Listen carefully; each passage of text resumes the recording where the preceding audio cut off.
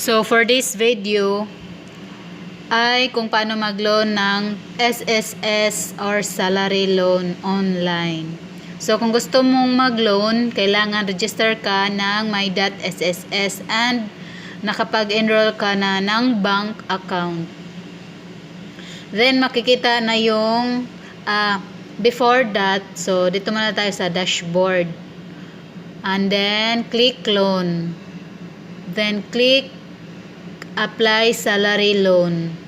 Then makikita na yung loanable amount na yung pwede mong ma-loan. Click proceed kung gusto mong i-loan. Service not available. So walang disclosure, so hindi makikita yung breakdown ng loan kung may deduction ba. And then kung gusto mong disclosure, kung gusto mong magkaroon ng disclosure, so gumamit ka ng computer, hindi yung cellphone.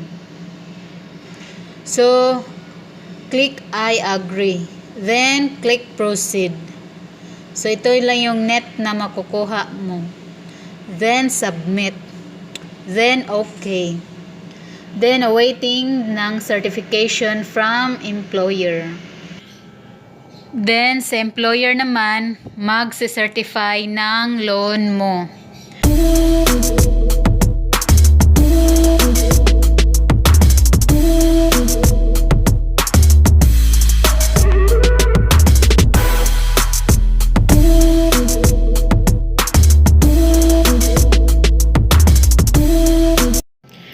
Then after, ay i-approve na ng SSS yung loan mo. Then 3 to 5 days, 3 to 5 working days, pwede mo nang makuha. Charot. Wow!